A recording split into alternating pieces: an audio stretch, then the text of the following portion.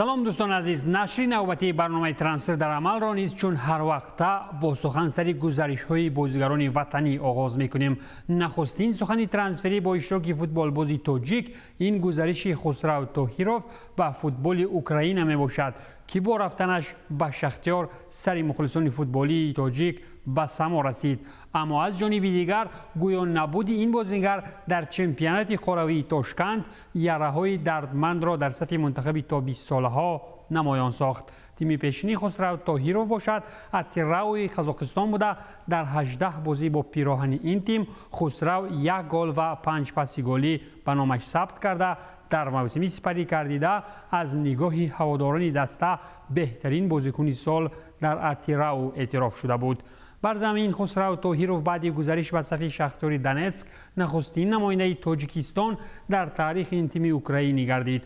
خسرو طاهیروف اگر عضو تیم آوازه‌دار شختیار و اشتراکچی پیوسته لیگ چمپیون‌ها شده باشد، عضو منتخب جوانان تاجیکستان مهربان کریموف باشد. این نوبت در سمگورالی از لیگ یکم گرجستان هنرآزمایی میکند. اگر این نوبت هم به زودی ترکانی بازیگر تاجیک اتفاق افتد، از این پس گزارش‌های فوتبالی با اشتراک فوتبال بازان تاجیک را باید مهاجرت موسمی نامید. وقتی به زبان آوردن نام عبدالخالق، نخست البته که نام بازخواننده سرودهای احمد ظاهر و یا عبدالخالق صوفی به یاد میآید، ولی این برنامه ترانسفر در عمل است و ما گفتنیم که عبدالخالق علیموف با دسته فیضکند تا آخر موسم فوتبالی سال 2023 شرطنامه بست. بازیگر دسته خوجند فیروز خولماتوف باشد بعد ترک نمودن لانه عقابان شامل بانک شد. انیقترش در درآمدگاه بانک اسخاتا او را خوش پذیرفتند. مهلت قرارداد فیروز خولماتوف با تیم فوتبالی اسخاتا 1 سال را تشکیل می‌دهد. عقابان خوجندی بهر بازگشت به موقع برابر به زور و توانشان در لیگ عالی و یا خود بازگردانیدن موقع میراثی دوم در چمپیونات، این نوبت بازیگر منتخب کره جنوبی را دعوت به تیم کردند. به عام نخستین بازیگر کره‌ای تاریخی دسته خوجند بوده. همکنون این موسم بازیگر از وطن خوندای و سامسونگ گالاکسی تحت شماره 88 به میدان خواهد آمد. از جانب دیگر میتوان گفت که ممکن با آمدن بازیگر 29 ساله کره‌ای نتیجه های دستوی خوجند به مثال موسم پیشین دیگر که تایسکی نشوند.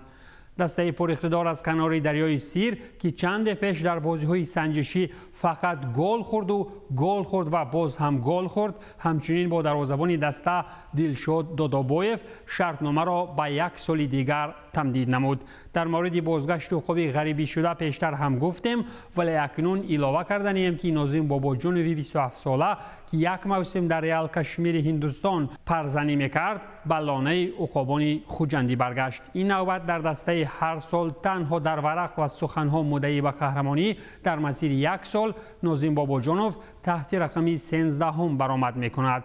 باشگاه خوجند از مرکز منطقه سوخدیان همچنین عبدالمومن زبیروف را دوباره به دست آورد. نیم حمایتگر 21 ساله که سالی پر در تیم اسخاتا با بانکامت ها سر و کار داشت، در موسم جدید با پیراهن‌های کبود و رختداران خوجندی تحت رقم 70 آماده نبرد است. ترس تنها همین است که باز در 1 موسم 70 گل نزند. در برابر این باشگاه فوتبال خوجند و این نوبت هم معرفگری تاجیکستان در جام کنفدراسیون فوتبال آسیا با دستپرور خودی پرویز باقتیف شرطنامه را تمدید کرد.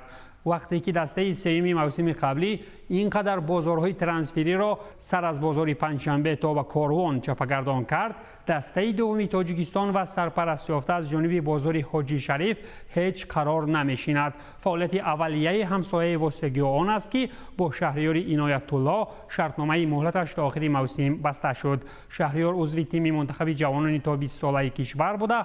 موسم گذشته در هیئت دسته دینامو هنرآزمایی میکرد. در نتیجه هجوم نوبتی به دیناموی به مثال دیوارهای برلین خراب شده باشد، عضو تیم منتخب جوانان تا 20 ساله کشور فتح‌الله عالمزاده نیز به دستی کلابی ها افتاد. با این بازیکن جوان نیز شرطنامه به 1 سال به امضا رسانیده شد. سومین بازیگر زیر چنگال روشن افتاده از میان بازیگران جوان دیناموی دوشنبه اعضای تیم ملی جوانان U20 مهربان عبدالرؤوف می باشد که برای این بازیگر هم در تیم روشن کلاب 1 سال مهلت داده شد.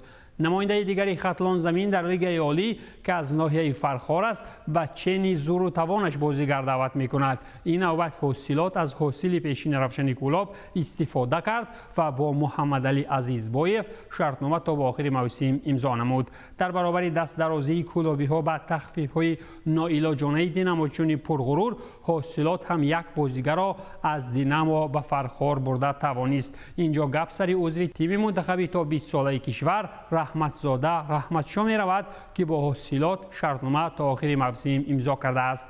اگر با بازیکنان تاجیک در خارج نظر کنیم، شوکت حاتم عین زمان در دسته سوده و سپورت دهلی در آی لیگ هندوستان هنرنمایی میکند و مسابقه مذکور تا 10 مارس ادامه میکند و بعد از به پایان رسیدن شوکت به صف تمرین های دسته پیشینش فیضکند میپیوندد.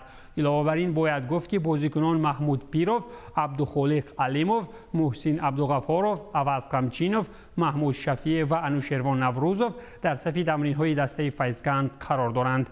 دسته قرارداد همکاری را به نزدیکی با بازیکنان خود علیشیر خولمرادوف، بیلال سلیمانوف، مصطفی ملکشایف، جوزفیوم و ارتور باوتمان، بیل اباما، هویدای گلمراد، جمشید مرادوف و دروازه‌بان اهل‌دین حبیب اللهیف برای 1 سال دیگر تمدید می‌کند. چطوری که قبلا اطلاع دادیم، شوکت حاتم نیز پیش از مسابقات قهرمانی کشور به صف فیضکند می‌پیوندد. همزمان 2 بازیکن محلی و 1 دفاعگر کامرونی نیز به نزدیکی به صف تمرین‌های دسته ناحیه واسه همراه می‌گردند. در این ردیف باید قید نمود که ارشاوین تاجیک هم به زودی دسته بلاروسی خود را ترک نمود. گفته می شود که فیضعلی سردارov با سبب‌های عائلوی دسته استالیتس بلاروس را ترک کرده است. اگر در مورد مهاجرت بیرونی بازیگران تاجیک بگوییم، باید اشاره نمود که سیاووش حبیب اللهیف با تیم بیالوگ روسیه شرطنامه بست. دسته بیالوگ شهر نوکوبانسک را در لیگ دوم روسیه نمایندگی می‌کند. سیاووش موسم گذشته در هیئت دسته توران ازبکستان هنرآزمایی می‌کرد و امسال باشد باری نخست به تیم جوانانی تا 23 ساله کشور دعوت گردید. اکنون بیاید رفتن و آمدن‌های فوتبالبازان تاجیک را به تیم‌های لیگ‌های دوم و چهارم که بیشترشان اصلاً به پول انجام می‌یابند یک طرف می‌گذاریم و با اجازه شما می‌گوییم که دسته علانیای ولادیکاوکاز بازیکن دسته نصفی قرشی حسین نورچایف را با ارزش 300,000 یورو خریداری کرد. این در حالی است که فوتبالباز طبق فرضیه سامانه ترانسمارکت دومین گران ارزش‌ترین بازیکن سوپرلیگ ازبکستان به شمار می‌رفت و ارزشش 900,000 یورو را در بر می‌گرفت. قابل قید است که ما از همین بازیگر سالی گذشته اشتراکچی بازی فینالی جام آسیایی U23 در تاشکند بود و اگر کار با چنین خریداری ها رفتن گیرد، نرخ و نوای چنین بازیگران از 3 میلیون یورو هم بالا می شود. در پس منظر ناامید شدن تیم‌های روسی از اشتراک در یوروجام‌ها، شماره گزارش‌های زمستانه در فوتبال روسی هرچند کم هم بودند، ولی این حالت به مهاجرت بازیگران افریقایی تاثیر رسانده نتوانست. مثلا باشگاه خیمکی از ولایت مسکو توانست که با نیم حمایتگر منتخب گوینه بیساو ژانیو بیکل شرطنامه بندد. این هم گزارش در حالی است که یک حالت نوبتی نژاد پرستی در فوتبال روسی به قید گرفته شد زمانی که پیش کلاودینیو بانان پرتافته شد. ژانیو بیکل 27 ساله به صف دسته از ولایت مسکو چون فوتبال بازی آزاد گزارش نموده پیشتر باشد نیم حمایتگر منتخب گوینه بیساو در صف ونکوور وایت کاپسی کانادا، سسکا صفیه بلغارستان، نک و خرمدنی نیدرلند برآمد کرده موسم 2021-2022 را در صف ویچنسه گذرانید. تیم ویچنسه باشد نماینده دیویزیون سوم ایتالیا بوده. خیمکی هم با چنین رنگ گرفتنی کار میتواند از دیویزیون عالی فوتبال روسیه کنار رود. بیایید با چند قدم وسیع به سمت تابستان پریده با گزارش‌های تابستانی ترانسفری می‌نگریم. نخست از فوتبال بازان آزاد شروع می‌کنیم. کریستوفر میخل می‌نویسد که اینتراخت فرانکفورت با دقتانه نسبت بازیگرانی که در بوندسلیگا در تابستان فوتبال بازی آزاد می‌شوند توجهی خاصه دارد. عین حال آوازها اینتراخت را با 3 بازیگر تقدیر بندی میکنند: الی اسکیری از کلن، دنیس گایگر از هافنهایم و آمار مرموش از وولفسبورگ. اشتیاقی نسبتا خاصه باشد از میان این بازیگران نسبت نیم حمایتگر کلن الی اسکیری به چشم میرسد. نشریه بیلد و ژورنالیست فلوریان پلتنبرگ برانند که گفت و شنیدها میان کلن و اگنتی بازیگر علاقه ادامه دارند. خود نیم حمایتگر نیز چند پیش اشتیاق نسبت خود از جانب اینتراخت را شرح داد، اما هیچ چیزی دقیق در این باره نگفت. من در این باره خواندم تابستان مهلتی شرطنامه‌اش انجام می‌یابد و این چیزی معمولی است که از جانب چند تیم‌های دیگر پیشنهاد دارم. هیچ چیزی دقیق را گفته نمیتوانم، زیرا من با باشگاه در علاقه نیستم. البته اینتراخت را احترام میکنم. همگان میدانند که دسته سالهای اخیر به چی پیشروی‌های نایل شده است. این موسم اینتراخت نمایش بازی خوب را ادامه میدهد و با انجام موسم میتواند به لیگ چمپیون ها یا لیگ اروپا راحت بگیرد. اینتراخت لایحه واقعا هم خوب است، اما من در نوبت اول کلی توجه را نسبت بازی‌های باقی مانده می‌کنم، گفته است اسکیری. پلتنبرگ باشد بران است که بازیگر نسبت گزارش به صفحه اینتراخت زید نیست. از روی معلومات کیکر، اینتراخت باز نسبت نیم حمایتگر دیگری تکیه‌گاهی دنیس گایگر از هافنهایم دقت کرده است. اما عین حال اینتراخت را ضرور است که به برخورد رقابت از جانب بنفیکا، اورتون و تیم‌های دیگر بوندسلیگا آماده باشد. تا حال گفت و شنیدها نبودند. کریستوفر میخل قید نمود که اشتیاق اینتراخت نسبت الی اسکیری و دنیس گایگر احتمالاً معنای آن را دارد که دییتی کامادا و جبریل سو این تابستان دسته را ترک میکنند و باشگاه علاقه در جستجوی عوض کننده آنهاست. همچنین سپورت وان اطلاع میدهد که اینتراخت در خریداری حمله‌ور وولفسبورگ آمار مرموش اشتیاقمند بوده. بازیگری مصری قدرت زیادی گلزنی داشته میتواند چون بازیگری کناری سمتی چپ باشد. البته که تا آغاز روزانه تابستان ترانسفری باز فرصت‌های زیادی باقی مانده‌اند و کلی چیز میتواند تغییر یابد. ما باشد از رفت واقعه‌ها پیگیر میشویم. برای بارسلونا باشد یک اراوخو در خط دفاع کمی کرد و دسته خاوی باز یک اراوخوی دیگر خرید. این نفر خولیان اراوخو از لس آنجلس گالاکسی بوده.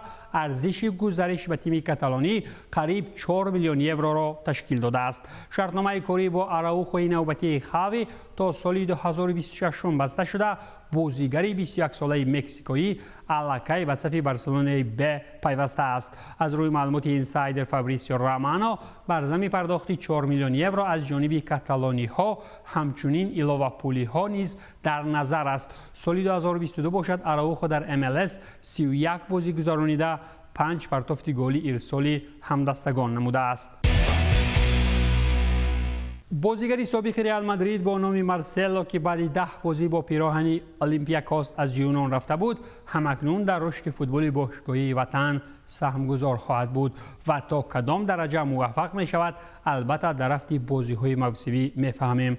مارسلو به صف فلومیننس گزارش نموده من بعد ادامه مسند ورزشی در چمپیونات برزیلیا می نماید. فوتبال بازی 34 ساله دست پرور فلومیننس بوده. بعد 16 سال دیگر باره پیراهن دسته محبوب را به بر کرد. باشگاه اخیری بازیگر برزیلی چطوری گفتیم اولمپیاکوس بوده. مارسلو در تیم یونانی 10 بازی از سپتامبر سال 2022 گذرانید و در میانه ماه فوریه جانب‌ها قطعی شرطنامه نموده بودند. بازیگر ازبکستانی تیم اوفا که در اسپارتاک خود را جای کردن نتوانسته بود، طریق کوههای اورال بازگشت به وطن کرد. به طور دیگر گیریم استان اورونوف بازیگر باشگاه نوبهار نمنگان گردید. نیمهایگر 22 ساله ازبکستانی به صفت بازیگر نوبهار رسما معرفی گردیده. اورونوف در تیم نوش تحت رقم 7 برآمد می‌کند. استان باشد علاقه در صف نوبهار از سال 2017 تا سال 2019 بازی می‌کرد. باشگاه اخیر نیمهایگر ازبکستانی اورال بود که در صف آن تنها 3 بازی گذرانیده است. از ماه اکتبر سال 2022 باشد اورونوف بازیگری آزاد بود. نواسته از آن که بعد جنگ با اوکراین گریز از فوتبال روسیه به مراتب زیاد گردید، این مانع نشد تا رده‌بندی گرانترین ترانسفرهای فوتبالی روسی ترتیب داده شود. طبق نظرسنجی سامانه آلمانی ترانسمارکت، گرانترین ترانسفرهای باشگاهی میر پرمیر لیگ روسیه در موسم 2022-23 را منتشر کرد. در زینه اولی رده‌بندی گزارش نیمه‌هویگر الکسیس بکا از لوکوموتیو به نیتسا بر عوض 12 میلیون یورو می باشد. مقامدار زینه دوم باشد آیرتون از اسپارتاک به فلامنگو با ارزش 7 میلیون یورو می باشد. کریستوفر مارتینز پیریرا از یانگ بویز به اسپارتاک باشد 7 میلیون یورو را تشکیل داده. خورخه کاراسکال از ریور پلیت به سسکا بر عوض 6 میلیون یورو آمد. واندرسون از کراسنودار به اینترنشنال بر عوض 4.5 میلیون یورو گزارش کرده. ماتئو کاسیرا نیز از سوچی به زینیت 4.5 میلیون یورو را تشکیل داد. همزمان اربی لیپزیگ نیمه‌هویگر از دسته خویشتبارش اربی زالتسبورگ نیکلاس زایوالد را خریداری نموده. بازیگر به تیم نو توبیستون همراه می شود. نیمه‌هویگر 21 ساله ردبول زالتسبورگ با تیم آلمانی شرطنامه مهلتش تا سال 2028 امضا نموده. زایوالد صاحب آمار 1 گل و 1 پاس گلی در 18 بازی‌های چمپیونات آوستریا می باشد.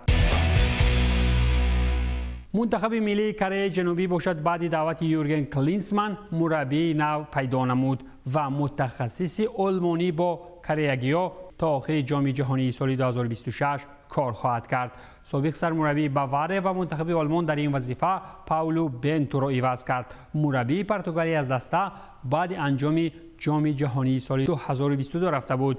کلینزمن به وظیفه نوی خود در بازی رفیقانه مقابل منتخب کلمبیا شروع می‌کند. بازی که سنه 24 مارس دایر می شود.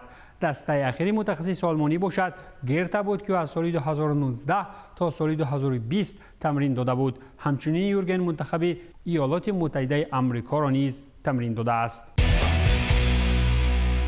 ساچی باشد با نیمه‌هویگر 19 ساله برزیلی با نام سیلویرا شرطنامه نوشته کرده. این بازیگر در صف ردبول براگانتینو بازی می‌نمود. میگل سیلویرا به دسته میر پرمیر لیگ روسیه به حیث فوتبالباز آزاد گزارش نموده. در صف ردبول براگانتینو سیلویرا 25 بازی در همه مسابقه‌ها گذرانیده، 2 گل و 2 پاس گلی در آمار دارد.